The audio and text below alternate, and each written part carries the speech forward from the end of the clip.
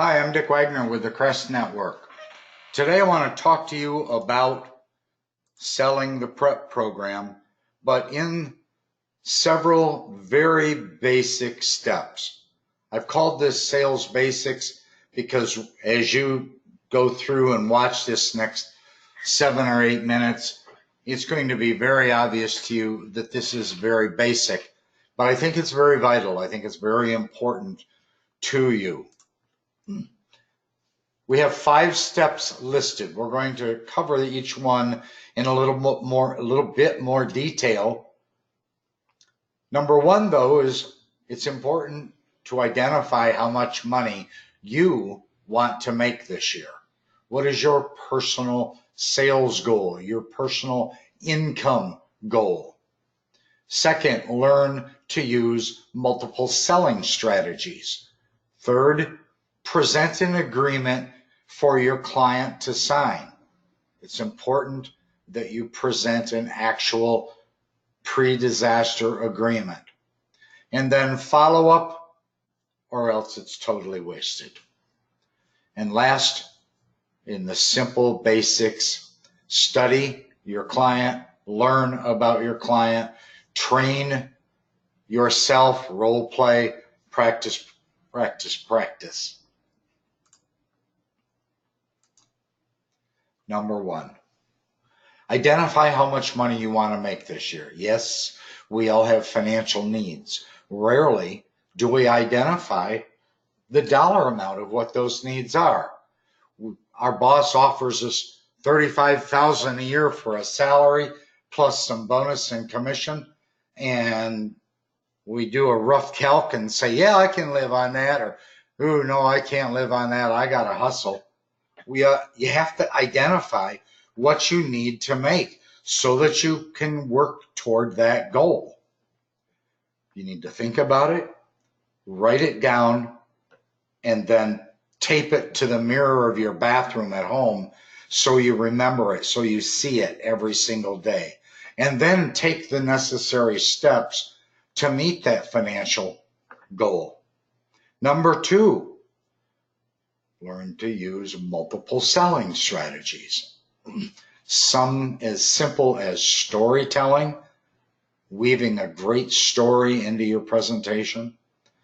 Using metaphors are ideal. We're going to expand in future videos on how to use storytelling and how to use metaphors, how to follow the herd, or get your client to follow the herd. But you need to first remember that the prospect's got to believe there's something in it for them. And then use storytelling and metaphors and learn how to create urgency. I don't mean walking around the hotel knocking off sprinkler heads so that the hotel floods, but you need to present a concept of urgency to them. They have a pending disaster in their facility. Number 3, present an agreement for them to sign. If you don't have a written agreement and they don't sign it, you have no commitment. The old saying, if it's not in writing, it doesn't exist. Your agreement should essentially be a written handshake. It's not a formal contract. They can break the agreement, but they are far less likely to once they have committed to calling you and they've put it in writing. And the added bonus to this, they'll reject your competitors. They're going to come in knocking on the client's door. They're going to reject those competitors because they're going to say, hey, we're already signed with another company. Number 4, follow up, follow up, follow up. Yes, it might seem redundant, but it shows that you're reliable and it shows you're dependable. When you follow up, it shows that you're sincere about building and expanding that relationship with that client. The client will absolutely feel more committed to you and your company when you do a good job of following up. In one of the most simple steps that you can do in the follow-up process is, after you've met with them, is to send them a written thank you note.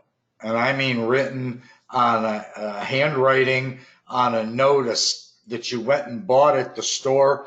You can buy a stack of thank you notes and handwrite a personal comments inside. Put a postage stamp on it, put it in your envelope, address the envelope, and mail it to them. It is powerful. And then study, learn, train, do your research, and practice. Do your homework. Know exactly anything and everything you can about that prospect, about that client. You might even have to go on to LinkedIn. You might have to go to Facebook, Instagram, try to track them down. It's okay to stalk them when you're doing it online. Do your homework. Know about the prospect and know about the prospect's business. Go to their website.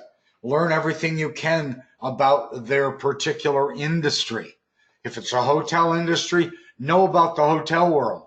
Know about their particular hotel and know about that particular person. And above all, know their language. The lingo that's used in a hotel is different than the lingo used by us in our business. You need to learn their language. Whatever vertical you're tackling, learn their acronyms, learn their language, learn how they speak as an insider in their organization. Wrapping up, how much do you want to earn this year? Put it in writing. Use multiple selling strategies. Watch future episodes of the Crest Network video series, and you'll learn many different selling strategies. If it's not in writing, it doesn't exist. They have to sign an agreement or you don't have a deal. Follow up and follow through. It's critical to proving your credibility and your believability. It's crucial to completing the sale all the way to the conclusion of when they finally call you with a disaster.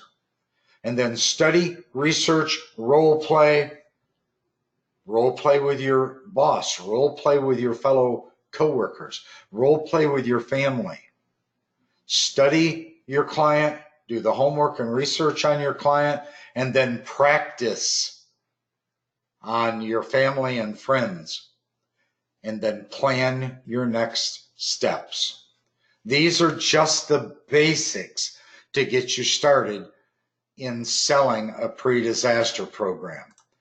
I'm Dick Wagner. You've been watching the Crest Network video series. See you next time.